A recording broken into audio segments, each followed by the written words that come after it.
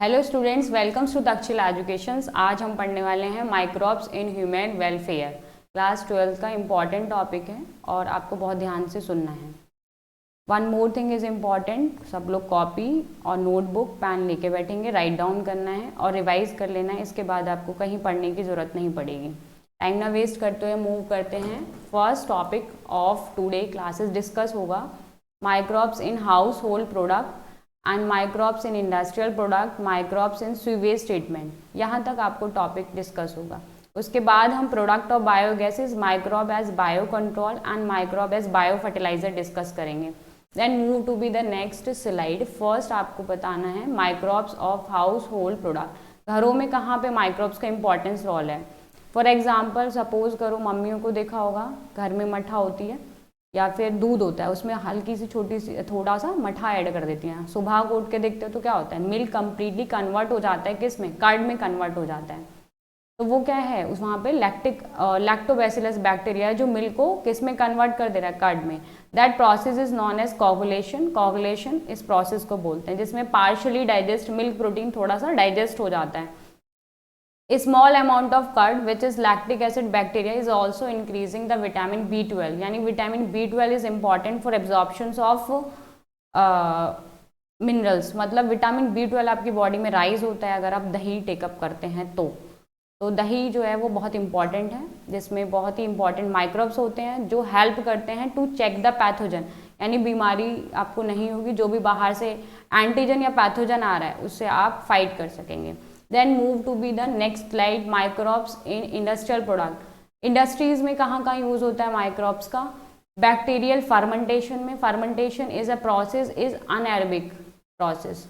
Anaerobic मतलब जब glucose का एब्सेंस ऑफ ऑक्सीजन में अल्कोहल में कन्वर्ट हो जाता है। अब वो अलग बात है कि एंजाइम की हेल्प से हो रहा है, किसी माइक्रोब्स की हेल्प से हो रहा है, लेकिन यहाँ पे हम बात कर रहे हैं बैक्टीरियल फर्मेंटेशन। तो यहाँ पर बैक्टीरिया या माइक्रोब्स की हेल्प से फर्मेंटेशन हो रहा है। Then anaerobic respiration. Anaerobic respiration in duff is used to make the food such as dosa idli. जो भी इस टाइप का फूड प्रोडक्ट होता है, जो भी आप जंक फूड ले लो या डोसा इडली, उसमें जो कार्बन डाइऑक्साइड प्रोडक्शन होता है वहाँ पे क्या है, अनएरोबिक रेस्पिरेशन नहीं हो रहा है। पफी अपीयरेंस होता है, जो पफी अपीयरेंस हो रहा है of dough is due to the production of carbon dioxide. Okay, carbon dioxide वहाँ से रिलीज हो जाती है तो वो पफी अपीयरेंस हो जाता है। Then move to be next slide is fermenter. Fermenter बहुत ही बड़े लार्ज वेसल्स होते हैं जिसमें microbes, beverage, antibiotic is industrial scale. Large amount में आपको फर्मेंटेशन यूज करनी है प्रोसेस, तो फर्मेंटर्स यूज होते हैं जहाँ पे बहुत ही लार्ज अमाउंट में अल्कोहल या वाइन, विस्की, इस टाइप के प्रोडक्ट जो हैं वो मेक होते हैं।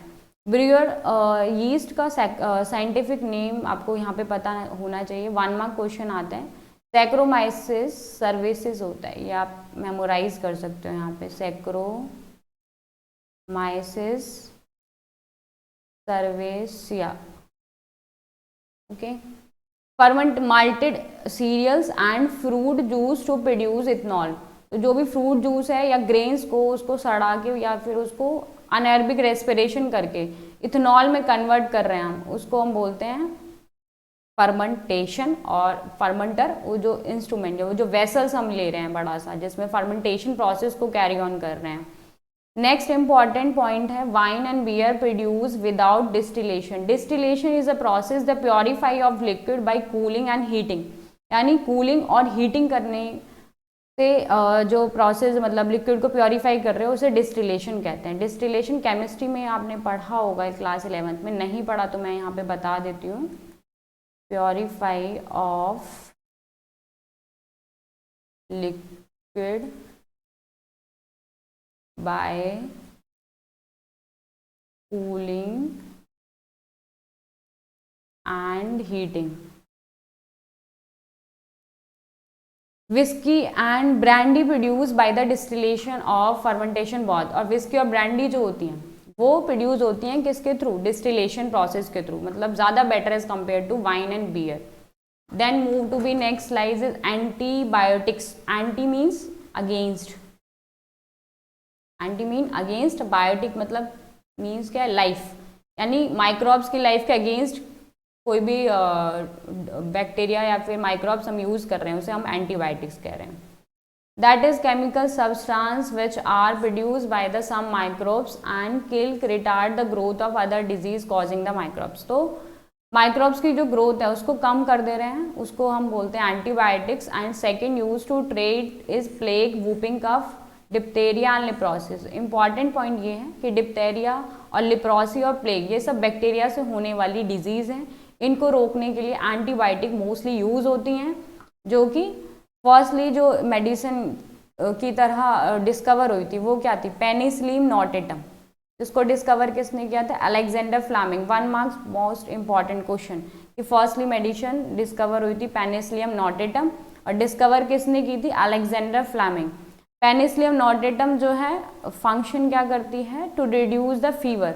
बुखार आ रहा है तो उसको कम कर देगी, या हेडेक हो रहा है तो सबसे पहले डिस्कवर हुई थी। Then move to be next slide, most important slides, very very important. इसमें ऑर्गेनिक एसिड लिखे हुए हैं, यहाँ पे मेंशन है। ये इंपॉर्टेंट एग्जाम के लिए भी है और those who are preparing for the any medical entrance exam. आपको टेबल दी जाएगी और यहाँ पे बॉक्स खाली छोड़ दिया जाएगा और आपको यहाँ पे फिल करना रहेगा। तो इम्पॉर्टेंट टेबल है, उसको मेमोराइज करने की कोशिश कीजिएगा। एस्परगिलस निगर जो है उससे प्रोड्यूस होता है सिट्रिक एसिड। एसिटोबैक्टर एसिटिक से एसिटिक एसिड प्रोड्यूस होता है। क्लॉस्ट्राइडियम ब्यूटाइलियम से ब्यूटराइक एसिड रिलीज होता है। लैक्टोबैसिलस से लैक्टिक एसिड प्रोडक्शन होता है। तो यहाँ पे माइक्रोब्स हैं और यहाँ पे उनसे प्रोड्यूस होने वाले ऑर्गेनिक एसिड है। तो किससे कौन सा एसिड प्रोड्यूस हो रहा है, ये टेबल बहुत ज़्यादा इंपॉर्टेंट है। अगेन आई रिवाइज कि ये टेबल्स आप लोग मेमोराइज करने की कोशिश कीजिएगा। Then move to be next slide, enzymes. Enzymes तो पता ही है, एंजाइम क्या है, जिसके भी पीछे ES लगा होता है, एंजाइम इज रेफर। लाइपेज है तो लाइपेज क्या करेगा, use detergent to remove the oily stains from the laundry. मतलब जो भी ऑयली है उसको डाइजेस्ट कर देगा। लाइपेज क्या है, एक तरीके से मल्सिफिकेशन ही है, जहाँ पे भी प्रोसेस में यूज हो रहा है। पैक्टिनेज और protease enzyme is to clarify the bottle juices. जो जूसेस होते हैं उसमें आप देखना, मेंशन करना, इंग्रेडिएंट में लिखा होता है पैक्टिनेज है, प्रोटीएज है, वो क्या है, बोतल जूस में जो भी एंजाइम्स है उनको डाइजेस्ट करने के लिए यूज हो रहा है। नेक्स्ट जो एंजाइम है वो स्ट्रेप्टोकाइनेज है। एज आपको is refers to be enzyme, ठीक है, clear to everyone. Anyone have a doubt you can ask easily. Produced by the streptococcus use as clot busters to remove the clots from the blood vessels of patients who have myocardial infarction. किसी को माइकोकार्डियल infarction है तो streptokinase जो है medicine enzyme की तरह use होता है, जो कि ब्लड वेसल से क्या कर देता है, क्लॉटिंग को रिमूव कर देता है। नेक्स्ट साइक्लोस्पोरिन ए, इंपॉर्टेंट है कि प्रोड्यूस किससे होता है, 1 मार्क का क्वेश्चन आता ही आता है। ट्राइकोडर्मा पॉलीस्पोरम, और एक ये फंगस होती है जो कि क्या काम करती है, that is immunosuppressive agent that organ transplantation mechanism. किसी का ऑर्गन अडेप्ट नहीं हो रहा है तो उसकी इम्यूनोसप्रेसिव इम्यूनिटी को अडेप्ट कराना है, तो उस वक्त आपको साइक्लोस्पोरिन ए दी जाती है। Thank you.